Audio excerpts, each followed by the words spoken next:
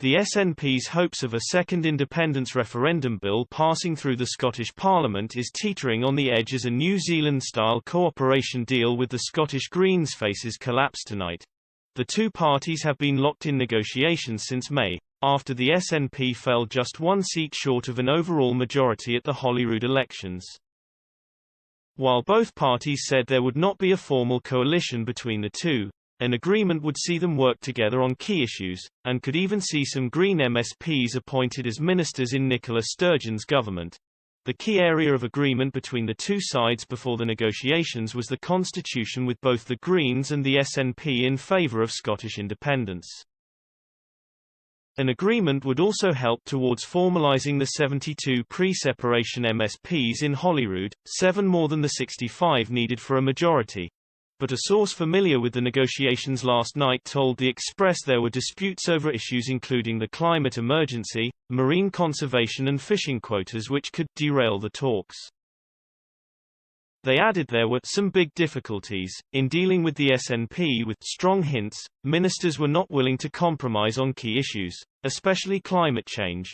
Pressure has been mounting on First Minister Nicola Sturgeon by their potential government partners to set an example ahead of COP26 and oppose the Cambo oilfield despite the plans being in the hands of Boris Johnson. Up to 132 million tonnes of carbon could be released if the field, off the coast of Shetland, is given the green light.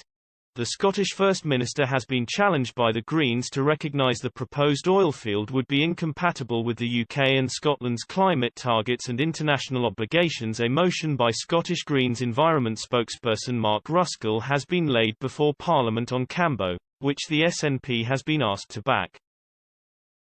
The MSP said in the motion, "The North Sea already has more oil than we can afford to burn if we are to meet the Paris climate commitments and secure our survival. So approving new fields would be a catastrophic decision by the UK government. It's important that the Scottish Parliament is clear in the messages it sends ahead of COP26, and that starts with urging the UK government to see sense on this. I urge MSPs of all parties to back my motion." Despite concerns the talks could collapse, however, Scottish Government civil servants are currently preparing the final arrangements of the deal, which outline the roles and responsibilities Green politicians will have in the SNP-led Scottish Government.